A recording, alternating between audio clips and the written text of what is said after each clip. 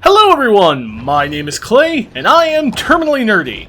Today, I want to welcome you to spend a nerdy moment with me as I discuss the absolutely batshit hilarious game, Maneater. Full disclosure, a key was provided to me by a PR firm on behalf of the devs, Tripwire Interactive, for the purposes of review. Have you ever wanted to be a shark? To roam the ocean and waters? Being an apex predator? Then you should just stop right now and grab this game, because at the end of the day, Maneater is all about being that uber shark. The premise and story of the game is very straightforward. These are some light spoilers from right at the start of the game, like within the first 10 minutes. In an undisclosed region of the US, I personally imagine near Louisiana given the accents, a shark hunter named Scaly Pete is having a TV show filmed about his life and adventures. At the very start of the game, you take control of an adult bull shark, and you run around getting tutorialized and causing havoc when Scaly Pete shows up, catches you, and then cuts you open to reveal a baby shark. He does this while a camera crew films, and after he cuts the fin of the baby shark to mark her so he can recognize her once she grows up, the baby shark bites his lower arm off and gets tossed into the bayou. From there, you become that baby shark, and it's your mission to grow, become the Mega Shark, and take vengeance on Scaly Pete and his shark-hunting buddies. The story is as nutty as you can imagine, and there are frequent cutscenes, shot from the perspective of a TV show filming Scaly Pete. You learn about Pete, his history, and his family, which helps you connect to him as the player, even if your job is going to eventually be all about gobbling him up. And does it stick the ending? Yeah, I'd say the ending is kind of perfect, actually, given the theme and context of the game. As you play the game, you will spend your time exploring a vast open world broken up into different regions, and the game is visually stunning. And oddly CPU intensive. It runs on the Unreal Engine, and I actually had to turn the graphics down to medium in order to stop it from eating my CPU. On high, my CPU was running at 90% load, but medium dropped it to 40%, and I have an i7-477K 3.5 GHz processor. I'm not sure why it was doing this either. However, even on medium, it's a wonderfully looking game. Your shark slowly grows as you level up, and damage taken during the story cutscenes is actually shown on the shark's body, which is a real nice touch. The creatures and wildlife you mostly deal with are good looking as well. Orca, seals, various fishies, other sharks, and gators all look appropriate. The world itself is also designed well, with the different areas feeling both lived in and connected. Unfortunately, the human models are pretty basic, and you only ever see a couple of different types as you gobble them up on beaches and boats. Your adventures in the world of Maneater will be narrated by a nameless voice, and honestly, this narration made the game for me. It's like I was in control of a documentary about a particular shark, and the things the narrator had to say about the world and the activities I was doing had me in stitches. The commentary here is just awesome, and really all of the voice acting, from both the characters in the cutscenes and the narrator themselves, was excellent, as well as the writing and humor. Even when the narrator got a little repetitive with phrases repeating on certain activity types or actions, I never really got tired of it. Sadly, I can't say the same for the soundtrack. There is one, sure, and it has some decent tunes during like the hunt sequences and things, but by and large, it's entirely forgettable. Sound effects, though, were fantastic.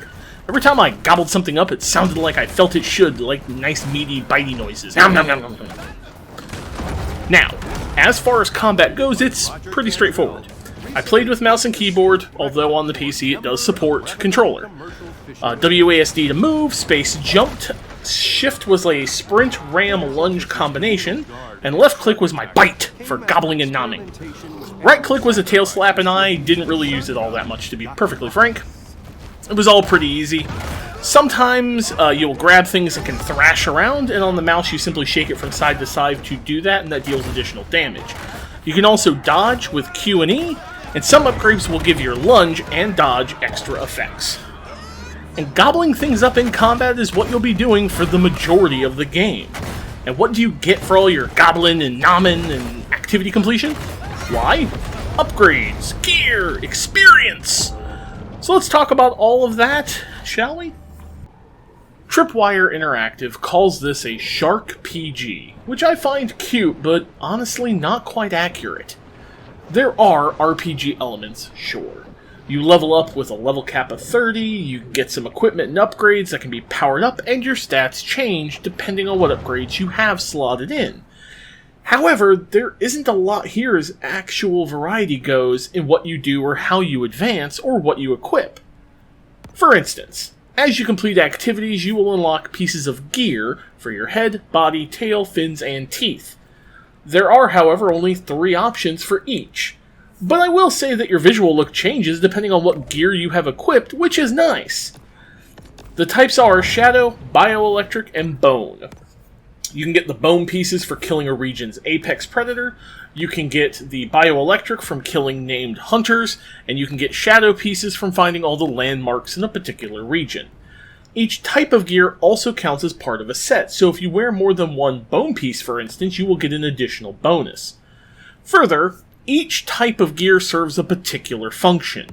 Bioelectric, for example, has a bit of crowd control built into it with stuns, and works best when you're hunting other creatures. Shadow is sort of an all-around set, with a focus on poison attacks and life leech, whereas Bone, the set that I've used, was focused on defensive options and boat hunter fights. You also have organ options that are either things that let you get more of each resource and heal more, or do things like upgrade your time that you can spend on land. Yes, you can flop around on land and you will have to do so a lot, and give yourself sonar pings or more hit points. You power up these upgrades by collecting resources, such as minerals, fat, protein, and mutagen. Bone, for instance, needs a lot of mineral to update. You get these resources in a few ways. You can eat animals and humans, which will grant you a small amount of one of these types of resources, it's shown over their heads, as well as some XP so you can get bigger. You start as a baby, then you go to a teen, adult, elder, and finally at level 30 a Mega Shark. You can also complete tasks or find collectibles such as resource caches, license plates, and the aforementioned landmarks. Finding all the collectibles will generally reward you with resources, by the way, and sometimes upgrades. Keep in mind, however, that some collectibles will be hidden behind locked gates, and you can only open those depending on your age, so backtracking will be necessary at times. The tasks and collectibles, however, is where the game gets really samey. Each time you enter a region as part of the story, you will have to find your grotto, which is your haven. You can actually fast travel to any grotto you have found, which does make the backtracking I mentioned earlier easier. From there, however, you will generally have to complete the same set of activities in order to progress further. It's usually complete 1 hunt, 1 revenge, 3 population control tasks, kill the apex predator of the region, which will only spawn after you do the population control tasks, and then reach a specific infamy level, and then go trigger a cutscene. Hunts involve finding and killing a specific creature. Revenge tasks are always kill X number of humans. Population controls are always kill X number of creatures in a specific place, and to gain infamy, you simply need to kill enough humans to fill up your threat meter on the upper right, then kill the hunters. Once you've killed the hunters enough and fill up a bar around the infamy level, a named hunter will show up to fight you. Occasionally, there's also a boss fight against Scaly Pete. Also, once you complete a few activities, some side ones will open up, but they're more of the exact same types. And that's it. That's the game. You repeat these same activities and steps over and over and over again. Mind you, it's fun being a predator. But once you hit the level cap and max out your chosen upgrades, there's really no point to doing anything outside of the story beyond being a completionist. After 8 hours, I managed to 100% a few of the regions, which was finding all the collectibles, doing all the side missions, and doing all the main missions, and hit level 30, and max out most of my upgrades. Other than exploration for the sake of it, I simply started to blitz through the story. Playing this for a long time in a single sitting, at least for me, got boring quickly.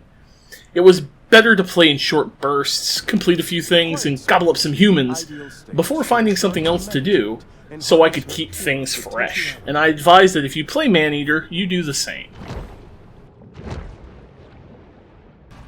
It took me a total of 9 hours to finish the game. The first 8 hours were actually spent finding and hunting every collectible and item I could find so I could evolve faster, but once I managed that, I still had like 3 entire regions left to go in the game, and I just decided to finish it. After you finish Maneater, you can go back and hunt down the other collectible items and finish any evolutions or upgrades you like, which I do love, honestly. The landmarks are the ones that I find worth it, because the narrator has something to say about each and every one you find. And again, it's absolutely hilarious what he says. Maneater is $40 and available on the Epic Game Store, which is how I played, PS4 and Xbox One. At $40 though, it's hard for me to recommend unless you really enjoy this sort of open-world collectible-driven gameplay. I will say that it is an absolute blast to play, however, and I very much enjoyed my time being a shark and devouring everything that moved under my waters. Oh yes, those waters were mine by the end. Man nor beast dared threaten my wonderful and beautiful shark girl. Oh yeah, you're a girl shark. She is the prettiest apex predator. Also, this game had me singing Deadly Shark doo doo doo doo doo, Deadly Shark doo doo doo doo doo, Deadly Shark doo doo doo doo doo, Deadly Shark, over and over. Get it out of my brain! If you can pick up Maneater on sale, then do so absolutely. It's a very well-made, fun game, and it doesn't overstay its welcome really at all. It's one of the better open-world games that I've played in recent memory, and well worth at least a look. Thanks for watching, and always remember, treat each other kindly, especially right now, and stay nerdy, everybody. I'll catch you on the next one. Take care. Hey there, I just want to say thank you for watching this video, and a special thank you to all my patrons who are listed over there on the right hand of the screen. If you want to get your name in those credits, feel free to check it out at patreon.com/terminallynerdy. And hey, be kind to each other and stay nerdy. Thanks.